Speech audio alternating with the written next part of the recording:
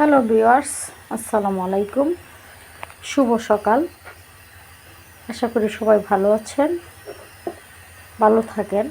ইনশাল্লাহ দোয়া করি সবাই সবার জন্য সবাই ভালো থাকুক। আমি মজাদার একটি রেসিপি তৈরি করব, সেটা হচ্ছে পালং শাক দিয়ে ঝোল রান্না করব আজকে। দেখেন আমি এখানে কিন্তু পালং শাকও দিয়েছি, ছোট্ট একটা কবির অর্ধেক অংশ দিয়েছি, আর সিমের বিছিও দিয়েছি। দেখেন পালং শাক, সিমের বিছি, ছোট্ট একটা কবির অর্ধেক অংশ, আর ওই যে আমি এই ইলিশ মাছ দিয়ে রান্না করব। ছোট্ট করে ইলিশ মাছ দিয়ে আমি এটাকে ঝোল রান্না করব। পালং শাকের ঝোল কিন্তু অনেক টেস্ট মাছ দিয়ে, যে কোনো মাছ দিয়েই হোক। তো আমি এটা কিন্তু প্রস্তুত করেছি। আমি কিন্তু ওই যে সবগুলা কেটে কুটে ধুই, প্রথম কিন্তু ভালো করে ওয়াশ করেছি, সব হাত বটি সবজি মাছ সব ফ্রেশ, একেবারে ফ্রেশ করে ওয়াশ করে তারপরে কিন্তু হালকা মশলা দিয়ে এখানে মেখেছি। আর এখানে ফ্রেশ করে সব কিছু ধুয়ে টুয়ে তারপরে এর মধ্যে উপরে হালকা মশলা দিয়েছি, বেশি না, খুব একটা না, অল্প একটু সবজি তো এই জন্য অল্প মশলা দিয়েছি। উপকরণ মরিচের ফাঁকি, হলুদের ফাঁকি, ধনিয়া ফাঁকি, লবণ এইটুকু। আর পাশে কিন্তু পেঁয়াজ কুচি করেও রেখে দিয়েছি। এটাই কারণে উপরে দিয়েছি, কারণ এটা তো আমি কষাবো, সেই জন্য আমি উপরে দিয়েছি। আপনারা তো চুলায় দিয়েও পেঁয়াজটাকে বাদামি কালার করেও আপনারা পানি অ্যাড করে মশলা দিতে হয়, ওইভাবে দিলেও হয়, এভাবে দিলেও হয়। আমাদের মোট কথা হচ্ছে আমাদের রেসিপিটা মানে ভালো করে কষতে হবে, তাইলে টেস্ট হবে। তো মাছটা এখন আমি কিন্তু ভাজবো।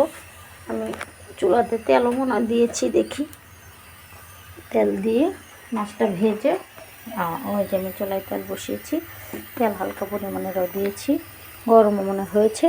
তো এই জন্য মাছটা দিয়ে দিলাম। মাছটা ভেজে তারপরে কিন্তু আমি আমার সবজিটা বসাবো। মাছটাকে ভালো করে ভেজে, ভালো করে না, কমও না বেশিও না, এরকম করে বাছতে হয়। বেশি বাছলে ভালো লাগে না, একেবারে অংশ থাকলেও ভালো লাগে না, সেটা হচ্ছে বিষয়। তো এখন মাছটাকে ভেজে নেই। মাছটা কিন্তু ভাজি হয়ে গেছে। এখন আমি কিন্তু মাছটাকে উঠিয়ে উঠালাম। এখন আমি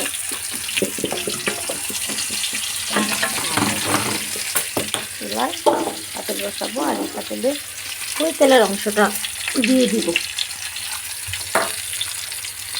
এই তেলের অংশটা দিয়ে দিব এই কারণে, কারণ এই চুলগুলা মাছের অংশ, মাছে দিলে টেস্ট হবে। দেখেন আমি কিন্তু দিয়ে দিলাম। এখন কিন্তু আমার আর অন্য তেল লাগবে না, আমি রেখে দিলাম, এই তেলই হবে। এখন আমি আমার রেসিপিটা কিন্তু বসিয়ে দেবো, পেস্ট কষিটা কিন্তু দিয়ে দেবো, দিয়ে দিলাম। এখন আমি এটাকে সাধারণ কালার করে তারপরে কিন্তু আমি আমার এই উপকরণটা দিয়ে দেবো। দেখুন আর যে ওদের মাছ দিয়ে রান্না করবো, ইলিশ মাছ দিয়ে। আর এখানে বেশি অল্প কিছু বেশি দিয়েছি, বেশি দিয়েছি। সেটা আমার টেস্টটা কিন্তু বাদামি কালার হয়ে গেছে। এখন আমি আমার রেসিপিটা কিন্তু দিয়ে দিব, এই রেসিপিটা দিয়ে দিব। দেখেন টেস্টটা কিন্তু বাদামি কালার হয়ে গেছে। দিয়ে দিলাম। এখন এটাকে কষাবো। এখন কষিয়ে তারপরে কিন্তু তুলবি। দেখেন বন্ধুগণ, আমার রেসিপিটা কিন্তু কষে গেছে, দারুণ হয়েছে। দেখুন এটা কিন্তু কারেন্ট থেকে তো অন্ধকার। এই যে এখন কিন্তু আমি ওই যে আমার টমেটো আর মাছগুলো দিয়ে দিব একসাথে, যেহেতু কষানো হয়েছে সেহেতু এটা এখন দিয়ে দিলাম। এটা কারেন্ট গেছে তো ওই জন্য দেখতে একটু গোলাটা লাগবে, দিয়ে দিলাম। এখন আমি এটাকে জল দিব। জলটা খুব দিব না, কারণ আমার সবজিটা কিন্তু কষে গেছে, একটু পরিমাণে জল দিলে আমার হয়ে যাবে। এই যে আমি জলটা দিয়েছি, খুব একটা না, এটুকুই হবে। বন্ধুগণ, আমার রেসিপিটা কিন্তু শেষ অংশে হয়ে গেছে প্রায়।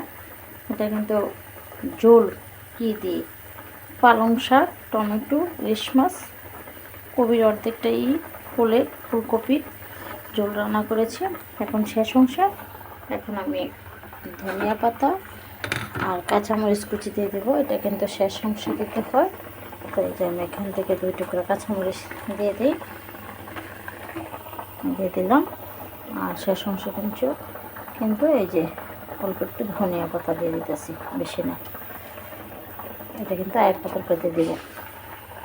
দেখেন আমি লবণটাও দেখেছি ঠিকঠাক আছে। এখন ঢেকে দিই, আর একটু হলে আমি উঠিয়ে ফেলবো। হয়ে গেছে প্রায়। আপনি ধ্যান দেবেন, আমার রেসিপিটা কিন্তু হয়ে গেছে। এটা থেকে ঢাকনা পড়ে গেছে, এই জন্য তো সাউন্ড। তো দেখেন রেসিপিটা কিন্তু হয়ে গেছে। দেখেন কি দারুণ হয়েছে, কালারটা সেরকম ভাপ আসতেছে। তো দেখেন এটা কিন্তু আসলে পালং শাক দিয়ে সব ধরনের সবজি ঝোল, মানে সব ধরনের মাছ দিয়ে পালং শাক ঝোল রান্না করা যায়।